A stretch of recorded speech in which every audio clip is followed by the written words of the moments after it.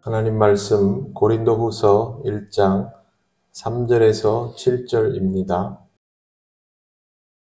한 절씩 교독하겠습니다. 찬송하리로다. 그는 우리 주 예수 그리스도의 하나님이시요 자비의 아버지시요 모든 위로의 하나님이시며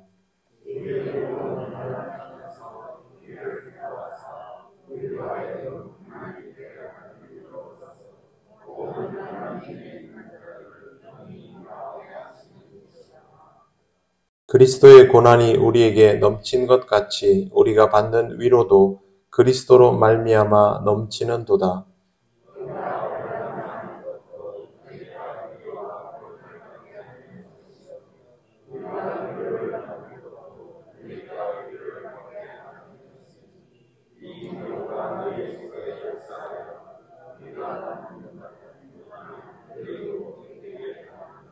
같이 읽겠습니다. 너희를 위한 우리의 소망이 견고함은 너희가 고난에 참여하는 자가 된 것 같이 위로에도 그러할 줄을 알미라. 아멘. 기도드리겠습니다. 하나님 아버지 은혜를 감사합니다. 오늘도 하나님께서 우리에게 주시는 이 말씀을 통하여 하나님의 위로를 경험하며 그리스도에게로 더욱 나아가는 심령이 되게 하옵소서. 예수님 이름으로 기도드립니다. 아멘. 하나님의 위로에 대한 말씀을 보고 있습니다. 하나님의 위로는 영적 성장의 과정과 단계에 따라서 다르게 다가옵니다.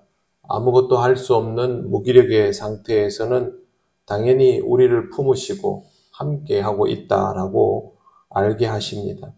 하지만 그 사람이 하나님의 일꾼으로 자리 잡으면 그때부터는 강권적인 명령으로 기합을 넣어 주십니다. 하나님의 동행은 우리를 강하게 하십니다. 뿐만 아니라 모든 상황에서 우리를 그리스도인답게 살아갈 수 있도록 변호하여 주십니다. 그때부터는 그냥 함께하는 의미가 아니라 동력하여 주시는 것이 우리에게 가장 큰 위로가 됩니다. 오늘 말씀은 7절을 먼저 보아야 합니다. 너희를 위한 우리의 소망이 견고함은 너희가 고난에 참여하는 자가 된 것 같이 위로에도 그러할 줄을 알미라. 여기에서 분명히 알 수 있는 것은 너희를 위한 우리의 소망이 견고하다입니다. 소망이 견고한 이유는 고린도 교인들이 고난에 참여하는 자가 된 것 같이 위로에도 그렇게 할 줄을 알게 되었기 때문입니다. 그리스도인이 안정화가 이루어지기 시작하면 그리스도의 고난에 참여하는 것뿐만 아니라 그리스도와 함께 다른 이를 위로할 수도 있게 된다는 뜻입니다. 바울은 이미 이것을 다 경험하고 난 상태이기 때문에 고린도 교인들이 신앙적이면 신앙적일수록 이와 같은 삶을 살게 될 것을 알고 말하는 것입니다. 그런데 이게 그냥 되는 일은 아닙니다. 하나님께서 신앙을 견고하게 해주시는 구체적인 개입을 하실 때 이것이 이루어지는데 바울은 하나님에 대하여 이렇게 오늘 본문에 고백합니다. 우리 주 예수 그리스도의 하나님, 자비의 하나님, 모든 위로의 하나님이라고 3절에 그렇게 쓰여져 있습니다. 바로 이런 표현은 그리스도의 하나님과 자비의 아버지라는 표현은 사실은 대조를 이루는 겁니다. 왜 그러냐 하면 그리스도의 하나님은 유대인들에게는 익숙하지 않은 표현입니다. 그냥 하나님이지 그리스도의 하나님이라는 표현은 쓰지 않습니다. 또 하나 자비의 아버지라는 말은 유대인들에게 익숙한 표현입니다. 유대인들은 자기들이 하나님 앞에 나아올 때 자비의 하나님이라는 표현을 자주 기도에 사용해 왔습니다. 즉 그리스도의 하나님이라는 표현은 유대인들에게 낯설지만 유대인들에게 던지는 표현이고 자비의 하나님이라는 말은 유대인들에게는 익숙하지만 이방인들에게는 생소한 표현입니다. 이 두 개의 표현을 통하여 유대인과 이방인 모두에게 하나님께서 위로의 하나님이시다라는 것을 알려주고 있는 것입니다. 그래서 마지막에 모든 위로의 하나님이라고 표현하고 있습니다. 위로의 하나님은 우리가 경험하는 모든 환난 중에 우리를 위로하시는 분입니다. 이렇게 위로를 받는 사람은 환난 중에 있는 다른 사람을 위로하게 됩니다.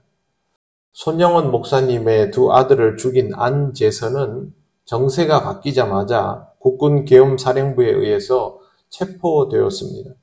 당연히 사형 대상이었죠. 그때 손영원 목사님이 안재선을 만나게 해달라고 해서 손을 잡고 이렇게 말합니다. 너의 과거의 죄는 기억하지 않을 테니 하나님 앞에서 잘못을 뉘우치고 예수를 믿어 훌륭한 일꾼이 되어다오. 내 죽은 두 아들이 할 일을 내가 대신 해야 한다. 그러면서 사실상의 사형수인 안재선을 양아들로 삼습니다.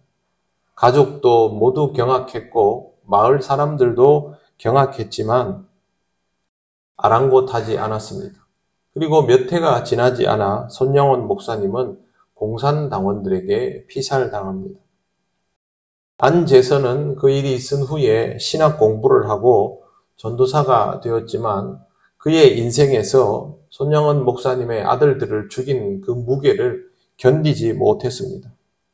그리고 끝내는 목회를 하지 못하고 사실상의 은둔자와 다름없는 생활을 하며 살았고 일평생 자신이 어떤 존재인지 가족들에게도 제대로 알리지 않았습니다. 그러다가 세상을 떠나기 직전에 아들에게 신학교에 가라고 유언을 남기고 떠났습니다. 지금은 아들이 목회를 하고 있습니다. 아들을 잃었지만 하나님의 위로를 받음으로 오히려 궁지에 몰려있는 안재선을 구하고 위로하였던 일이 끝내 안재선의 후손으로 하여금 주의 일을 하게 만들었던 것입니다. 어떻게 이런 일이 가능할까? 5절 말씀 보십시오. 그리스도의 고난이 우리에게 넘친 것 같이 우리가 받는 위로도 그리스도로 말미암아 넘치는도다. 바로 이 구절의 의미 때문입니다. 우리가 받는 위로가 그리스도로 말미암아 넘친다라는 말인데 여기에 조건이 있죠. 그리스도의 고난이 우리에게 넘친 것 같이. 그때 위로도 충만하여 진다라는 뜻입니다. 엄청난 위로는 엄청난 고난의 상황에서 주어진다는 의미입니다. 나는 이런 고난을 감당할 수 없으니 이런 위로도 필요 없다라고 해버리면 그냥 주님에게서 도망치는 것이 되겠죠. 하지만 그리스도인으로 살아가면서 경험하게 되는 고난은 그리스도인으로 산다면 피할 수 없는 거 아닙니까? 예수를 잘 믿으면 믿을수록 어렵고 힘든 시대에는 고난을 당하게 되어 있습니다. 그리스도를 닮을수록 고난의 강도는 더 높아지는 것이죠. 그 시절에 목사님이 손영원 목사님 뿐입니까? 그렇지 않지요. 그러나 이 고난의 강도가 가장 높았던 이는 두말할 것도 없이 손영원 목사님이었습니다. 그리스도를 따를수록 이 강도는 높아지는 것이죠. 그리스도인은 결국에는 이런 고난을 감내할 수 있어야만 하는 것입니다. 세상에 교회가 참 많지만 교회다운 교회는 얼마나 될까요? 세상에 그리스도인이 정말로 많지만 그리스도인다운 그리스도인은 얼마나 될까요? 한 10분의 1은 될까요? 저는 그 정도도 안 된다고 생각합니다. 이런 세상이라면, 이런 상황이라면 그리스도인답게 살아가는 일은 힘들 수밖에 없습니다. 교회가 교회의 정체성을 지키려면 이 시대 속에서는 정말 하나님 앞에서 불의함과 싸워야 합니다. 그렇지 않으면 교회의 정체성을 지키기 어려워지는 것이죠. 하지만 이 길을 가는 자에게 그리스도의 위로는 선명해집니다. 어떤 상황에서도 통하는 위로는 오직 그리스도만 통해서 받을 수 있습니다. 자비의 하나님, 위로의 하나님, 결국 이것도 그리스도를 통하여서 받을 수 있는 것이죠. 내가 그리스도를 통하여 고난의 길을 가지 않는데 나에게 그리스도의 위로가 주어질 것이다. 그것은 그리스도께서 세상 죄에서 벗어나지 못하는 나를 손잡아 주실 때 그 따스한 건 다른 것입니다. 우리가 진짜 받아야 할 위로는 그리스도와 함께 가며 그리스도인의 길을 가며 겪게 되는 고난에 대한 위로입니다. 실제로 성경 말씀에서 말하는 하나님의 위로는 성경의 다른 부분에는 나오지 않고 오늘 우리가 읽은 이 본문에만 나옵니다. 그런데 이 본문에만 나오는 명백한 의미는 그리스도의 위로는 그리스도와 함께 그 길을 가고 그리스도가 받는 고난을 받는 자에게 주어지는 위로인 것입니다. 그렇다면 그리스도의 위로를 받는 사람은 그리스도와 함께하는 사람이기 때문에 늘 환난 중에 있게 되는 것이죠. 이 사람에게 주어지는 위로는 그 사람이 받고도 남을 만큼 넘치는 것입니다. 6절 말씀을 보십시오.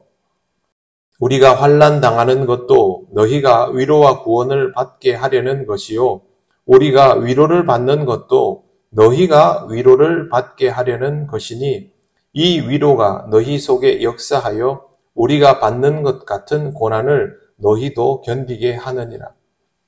우리가 환난을 당하는 것은 너희가 위로받도록 하려고, 그리스도인이 환난을 당하는 것은 아직도 하나님을 잘 알지 못하는 사람, 신앙의 본 궤도에 오르지 못한 사람들이 위로받도록 해주려고 그리스도인이 환난을 당한다라는 것이죠. 그 다음에 이 위로는 우리만 받는 위로가 아니라 우리를 통하여 너희들에게 전해지는 하나님의 위로가 돼서 너희도 하나님께서 세상 속으로 보낼 때 그 고난을 견딜 수 있게 된다. 그 뜻입니다. 자, 우리가 이 세상을 살아가면서 그리스도인으로 주의 몸된 교회로 살아가다 보면 이 세상에서 주님의 가치를 지키려다가 고난을 당합니다. 그렇게 고난을 당하면 그것이 주님을 알고자 하는 자들에게는 위로가 된다는 것이죠. 우리도 위로를 받지요. 우리가 신앙생활을 열심히 하면서 하나님의 위로를 정말 값어치 있게 경험할 때가 언제입니까? 우리를 통하여 하나님 나라가 드러나고 이 땅의 생명들이 구원을 받을 때 그때 우리에게 영적인 위로가 주어지죠.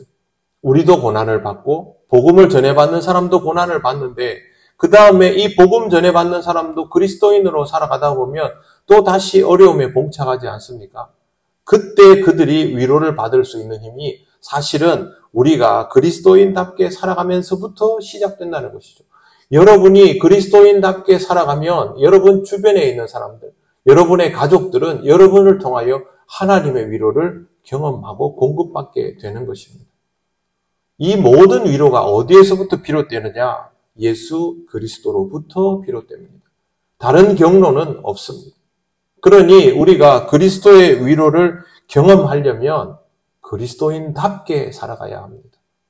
그리스도인답게 살아야 주님의 위로를 경험하는 것이지 그리스도인답게 살지 않는 자에게 주님의 위로가 먼저 다가오지 않습니다.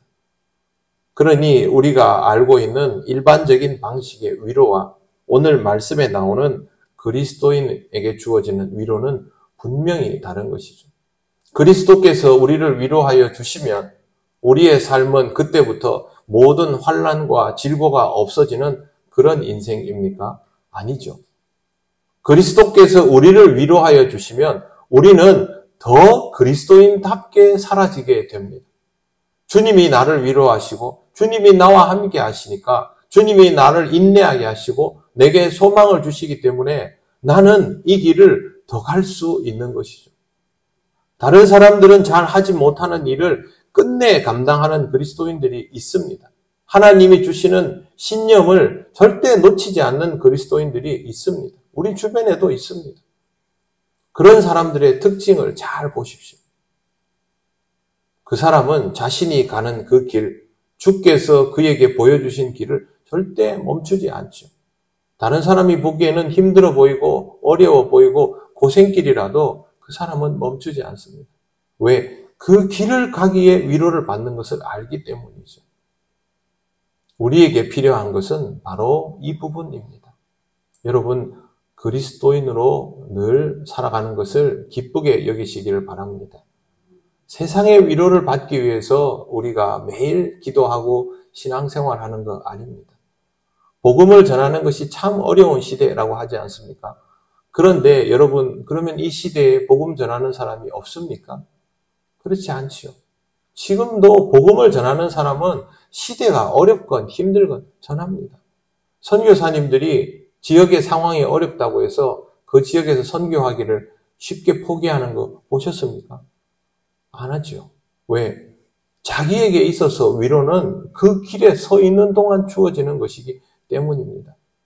하나님으로부터 위로를 받고 싶다면, 그 위로를 통하여 더 그리스도인다워지고 싶다면 지금까지 걸어온 그리스도인의 길을 더 굳건히 가시기를 바랍니다.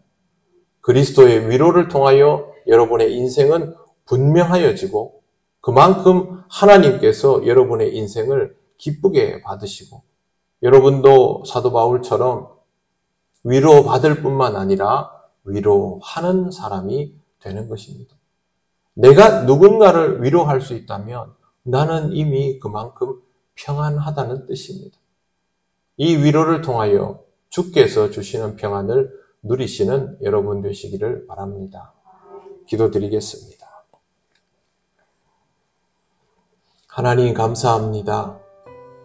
아무것도 할 수 없고 무기력에 빠질 수밖에 없는 우리들을 붙드시고 하나님의 자녀로 살아가게 하실 뿐만 아니라 그리스도인다운 삶이 무엇임을 가르치시고 보여주심을 감사합니다.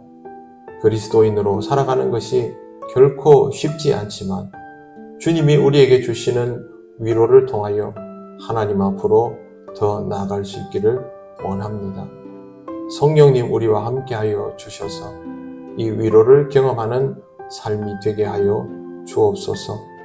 하나님께서 우리 통영교회에 속한 모든 성도들에게 하나님의 위로를 충만히 경험하게 하여 주시기를 원합니다. 가정에서, 일터에서, 삶의 모든 현장에서 주님과 함께하는 삶이 되게 하시고 위로받을 뿐만 아니라 위로할 수 있는 그런 심령이 되게 하여 주옵소서. 감사드리며 예수님 이름으로 기도드립니다. 아멘.